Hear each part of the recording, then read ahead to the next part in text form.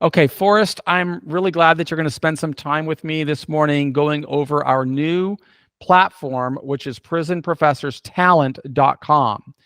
And I think it's important for you to know about this because you work with a lot of people, justice impacted people who are going inside, and they're moving forward on a release plan, but they may not fully grasp how the plan is a tool, a self-advocacy tool. And it's a tool that really helped me while I was going through my journey. And so I feel very passionately about wanting to share it with other people. And before I share it with you, I'll just kind of give you the little history of how it got started. Is, as you know, for the past several months, I've been really going to visiting a lot of prisons and speaking with thousands of people in our efforts to try and bring more incentives to the prison system. But in order to succeed, we really have to profile more people in prison and show how they are working to build extraordinary and compelling release plans. And those release plans are always iterative. They start today, but the person has to continue developing them. And I was getting questions from people inside of prisons. How am I going to record all the ways that I'm changing? And it really caused me to think a lot. And fortunately, I was running once and I listened to a podcast with the CEO of Airbnb. And he was talking about a challenge he faced when he had, during the pandemic, he had to lay off 15 or 20% of his workforce. He said that he built this new platform called airbnb.com/talent. And when he had to lay somebody off, he would profile them on his website and invite other people. If you need a world-class engineer, let me tell you why this guy is great and what he's done. And I thought, that's a great idea. I could do that. We could find a way to build a platform to help people in prison, and we could advocate for them and show, well, this is why people are great. Now, of course, people have to do their job too. And so that's why I wanted to show you the site and let you see what we're building. So here is the site. This is called prisonprofessorstalent.com, and prisonprofessorstalent.com. Can you see this okay, Forrest? I can, and it looks great. Yeah. So this site has, 3 boxes at the top that are really talking about the importance of changing the culture of confinement. And that's one of the motions, the pathways of the director of the Bureau of Prisons. If you click on that site, you could actually just kind of scroll through it and see what I'm talking about. If you go to this site here on planning, you could kind of see, I always use myself as an example because I'm always telling people I would never ask them to do anything that I didn't do while I was in prison. And so I'm showing them the pattern of how to do it. I don't know if you've seen the Bureau of Prisons website recently, but even as of today, if you look at the homepage of the BOP's website, they're featuring our work. So we're showing, hey, this is all part of an advocacy strategy that is very much supported by the system itself. But people have to document their journeys.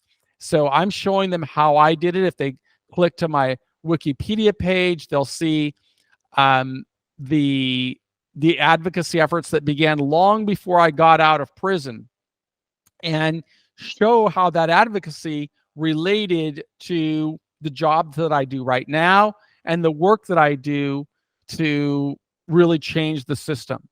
And I want people to become a part of this initiative when they're going into the system. So this is like showing them how to do it. So a release plan is a start, but that planning is ongoing. Then I'm also showing here about the employment sector of how we have to go out and connect with employers, and how those employers see why they should be looking at formerly incarcerated people as, viable candidates for employment. And so all of this is the work that we're doing with Prison Professors Talent. But the real win here, what I'm giving you here is a real macro level of how I'm trying to use this to change the law. But I'm profiling, people that did serve long sentences in prison. All these guys here were once serving multiple life sentences, but all of them are now home, and they're home because they had good release plans. So we want to be able to show what we're doing, and this is still very much in development. So you see, they're going to be building feature students here and profiling people who are most active on the page. Like this is a woman who's very active. She hasn't even surrendered yet, but she's already building these profiles. And these are institutions where we're currently involved. So I want people that are going to get their release plans to really understand the full nature of this.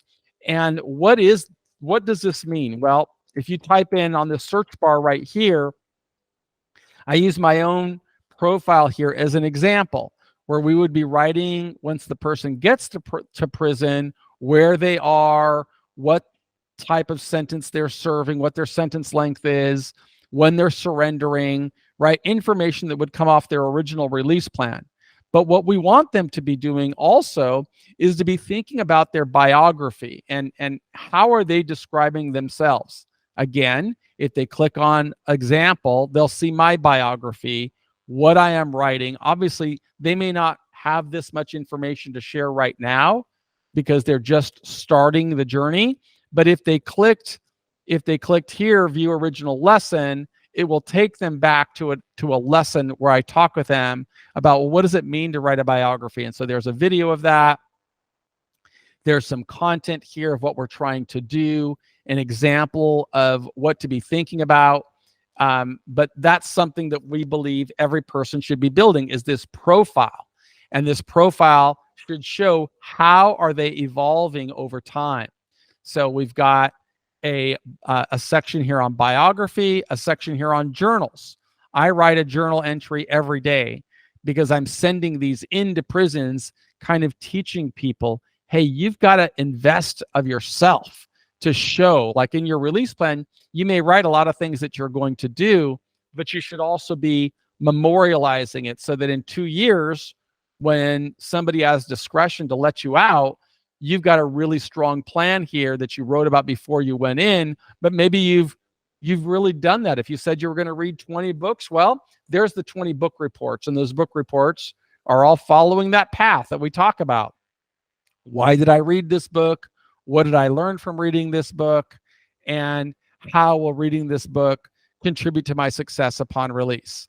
So we want to be encouraging people to understand the release plan is not a static document. It should be a living document.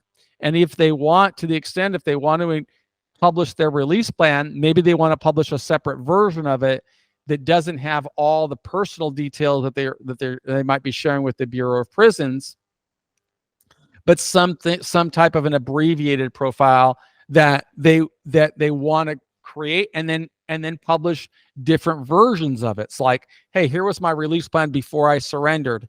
Here is a release plan after my first month.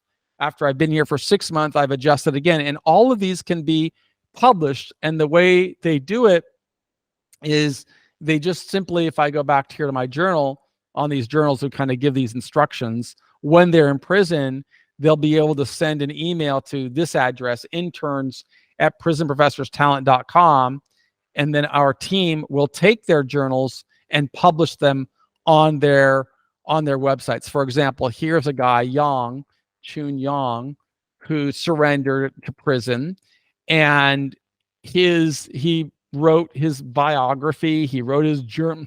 You can see he's been writing a journal entry almost every day since he's been in prison. So he's really documenting his story of what he's doing. He's documenting all the books that he read.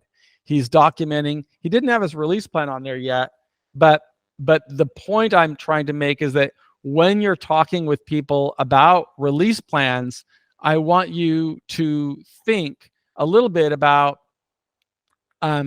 helping the person understand that the release plan should not be a static document, but rather it should be something the person is working toward throughout his journey in prison. He's got to be building an asset that he could use when he's sitting across the table from a potential case manager or a potential probation officer or somebody who's looking at them and say, oh, I didn't only say I was going to do this, but I've continued to evolve this while I was in prison. So I'm going to stop the recording right now because I think this would be pretty good recording. You could actually even send it to people so that they know. And then they could ask you. But I'll stop this recording and then we'll go on some questions, any questions you might have. So good.